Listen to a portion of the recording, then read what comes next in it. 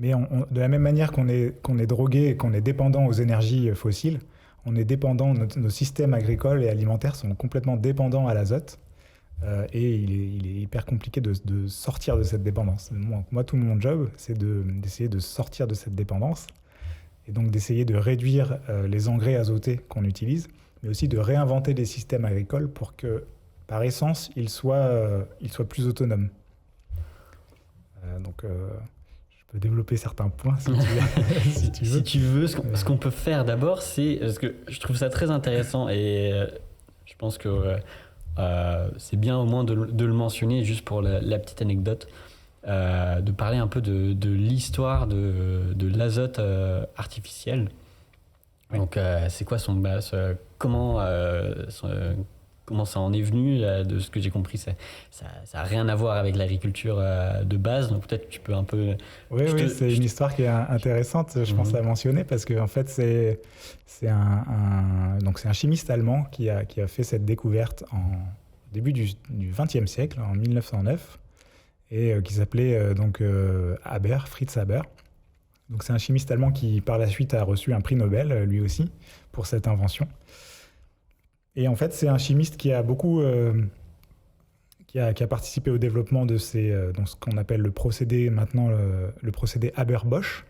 Donc c'est un chimiste qui s'est rapproché donc de Karl Bosch, qui était plutôt on va dire un industriel, un passionné de processus industriels, de mécanique, etc. Et ensemble, ils ont créé donc ce processus Haber-Bosch qui permet en fait de synthétiser de l'ammoniac à partir d'azote de l'air, de l'azote qui est naturellement présent dans l'atmosphère.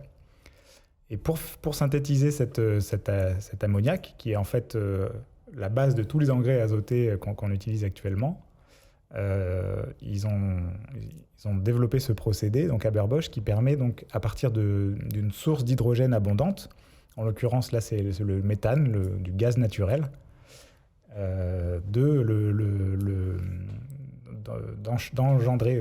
déclencher une réaction chimique entre du gaz naturel et l'azote naturellement présent dans l'air pour en faire de l'ammoniac.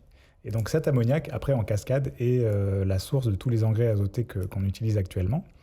Mais au départ, Fritz Haber et Karl Bosch, ils n'avaient pas du tout cette volonté de créer des engrais azotés. Au départ, ils ont créé ça pour en fait créer des explosifs qui ont été utilisés ensuite dans les différentes guerres. Et donc la base de ces explosifs, ce sont ce qu'on appelle les ammonitrates, ou nitrates d'ammonium, qui sont en fait des dérivés de la première molécule synthétisée qui est l'ammoniac. Et donc ça a donné après les tristement célèbres explosions d'AZF à Toulouse et de Beyrouth plus récemment. Mais en effet, c'est des formes d'azote et des formes chimiques qui sont très réactives et qui ont servi à la base, à l'origine, à créer des explosifs. Et donc c'est que dans un deuxième temps qu'on a utilisé cet ammoniac et les formes surtout dérivées de cet ammoniac pour l'agriculture. Donc c'est les mêmes personnes qui ont développé les procédés qui plus tard sont utilisés en agriculture, ou c'est juste on a repris leur procédé pour pouvoir l'utiliser en agriculture? Alors au départ ce sont les mêmes personnes, mais c'est vraiment Bosch qui a donné qui a transformé l'idée de Fritz Haber en procédé industriel qui a permis de massifier complètement la synthèse de l'ammoniac. Et donc après, il y a une grande quantité d'usines qui se sont implantées partout en Europe et qui ont permis de produire des ammonitrates à partir de ce procédé-là. Mais c'est les mêmes personnes qui sont à la fois à l'origine de l'invention et à l'origine de son industrialisation.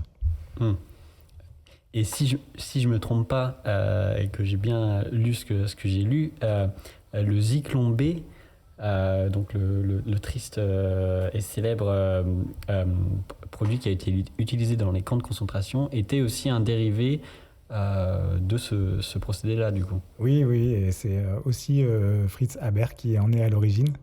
Et donc en effet, c'est un peu... Alors Fritz Haber, c'est une personnalité très controversée parce qu'il a à la fois permis le développement de l'agriculture moderne telle qu'on la connaît, qui a permis... Alors, les chercheurs modélisent, estiment que la moitié de l'humanité existe et nourrit actuellement grâce à ce procédé industriel.